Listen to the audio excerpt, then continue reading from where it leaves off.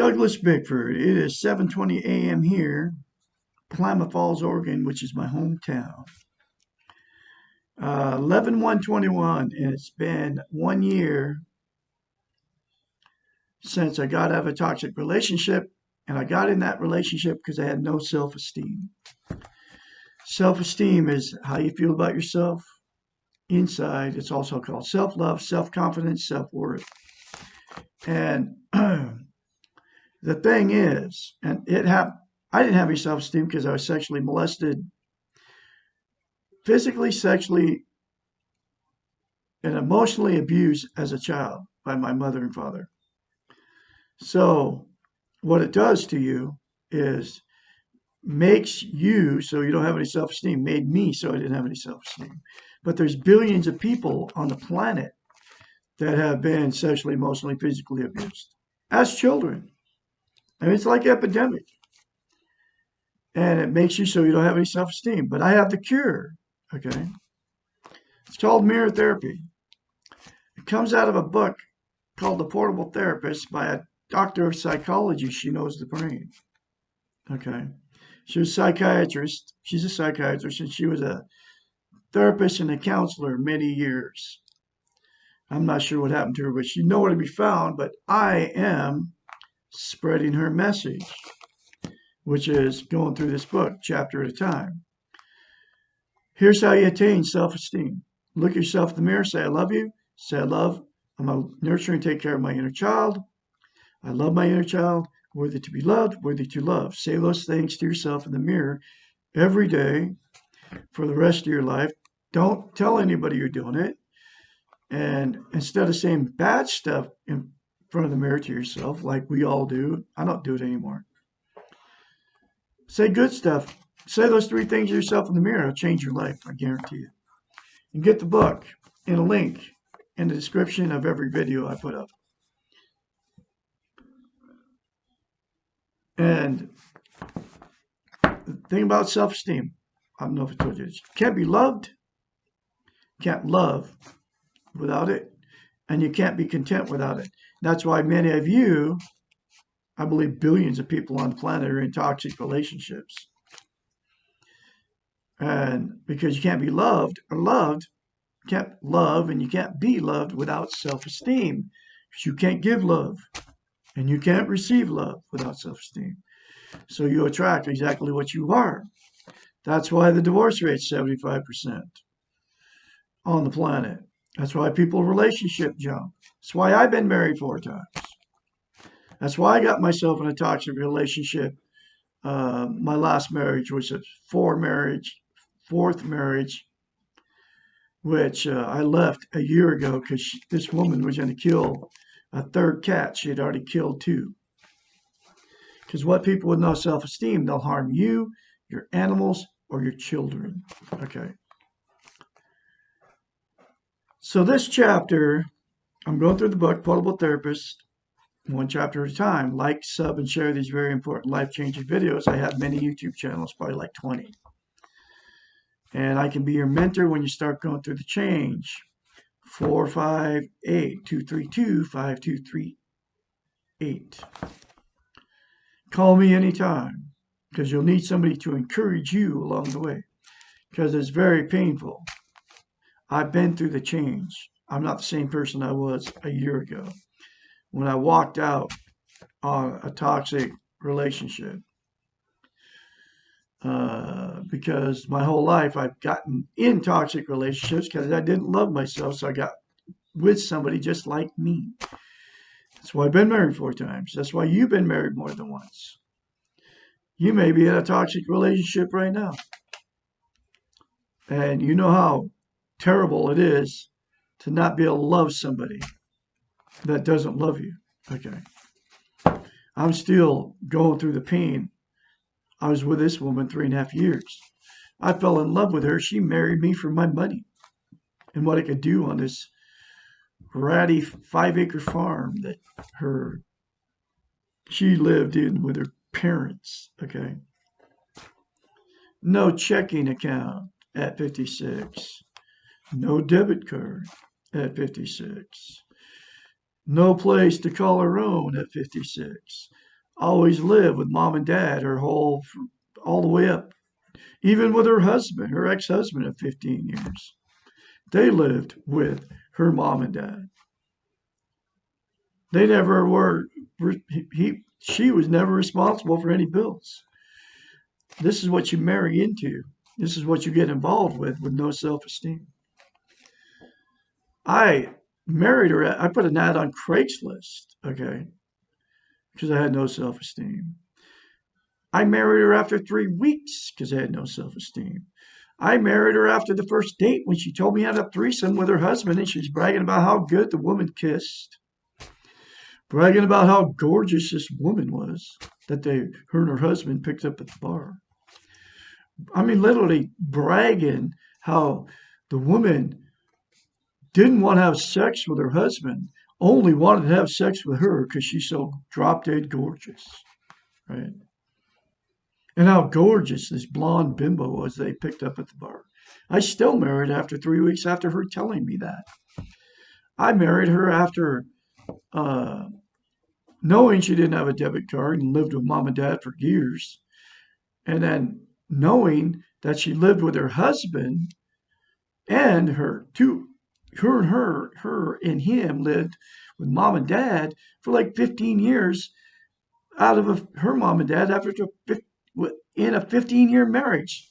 Most of their marriage, they lived with her mother and father. That's where she was living. She lived in the house with her ex-husband, okay, in that house that I met her in, which I ended up trading for my house in Spokane, Washington. This is what you get yourself into when you don't have any self-esteem. Is exactly what happened to me. I married her after I walked up the sidewalk.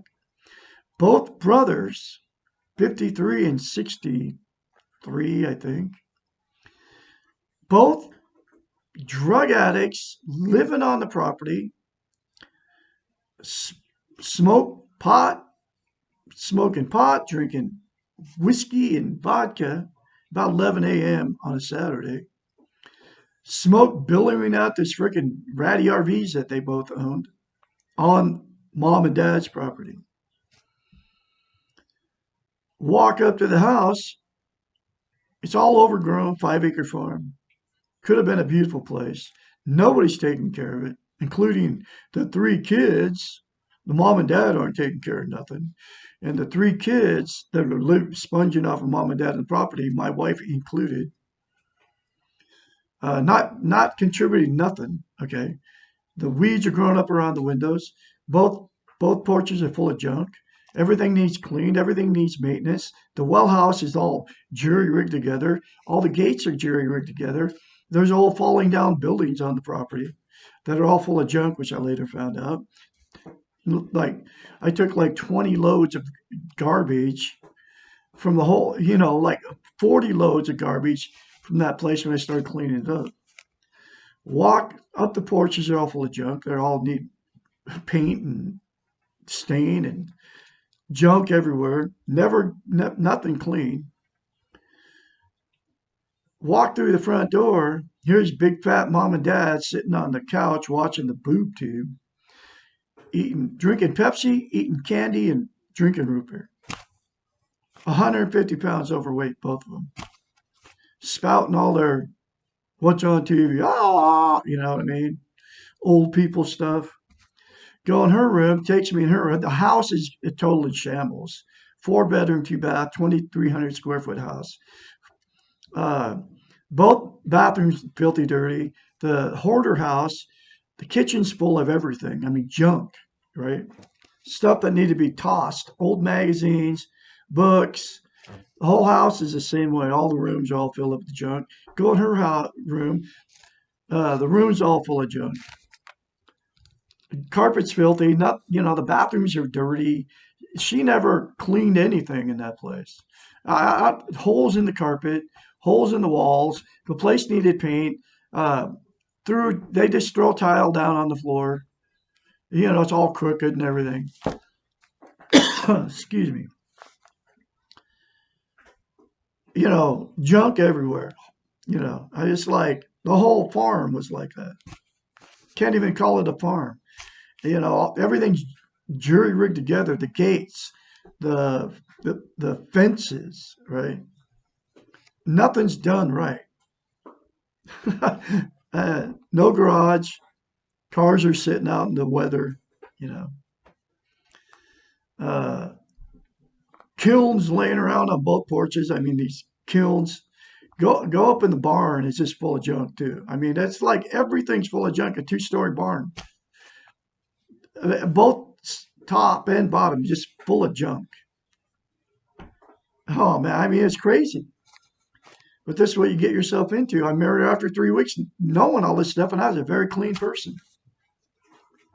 I ended up leaving everything I owned with her, my fourth marriage, because she was going to kill a third cat. She killed two, right, in that relationship. Anyway, that's what we get ourselves into.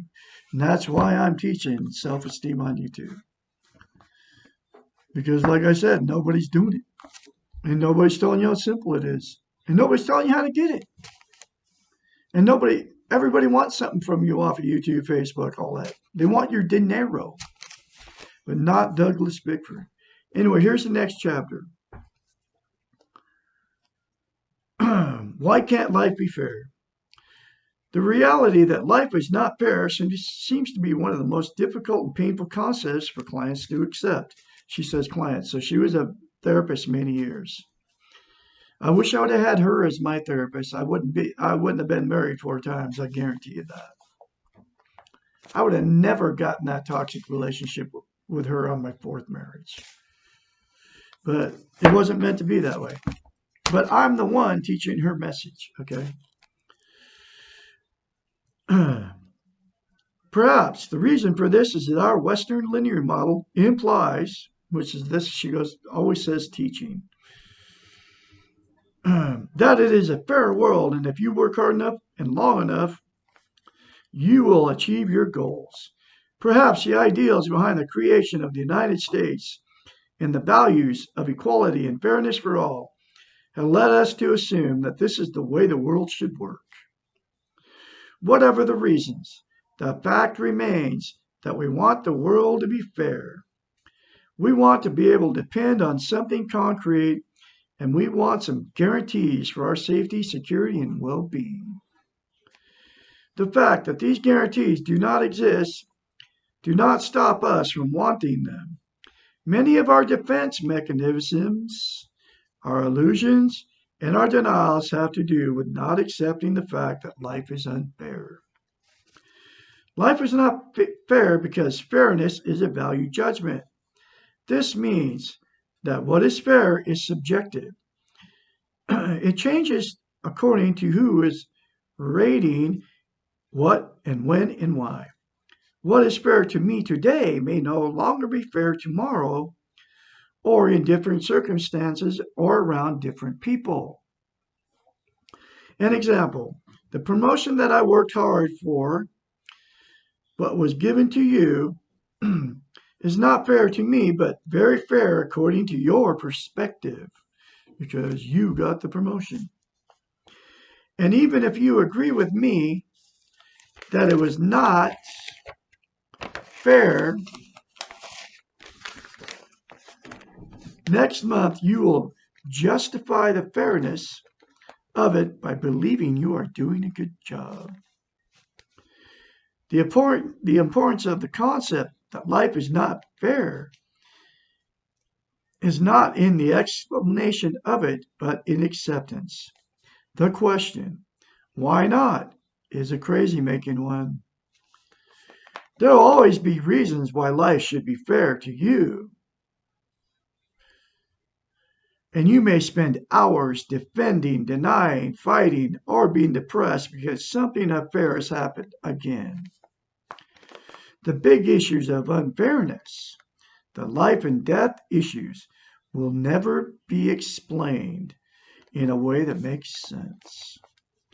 There is no answer to why question when someone you love is dying. We may know the how.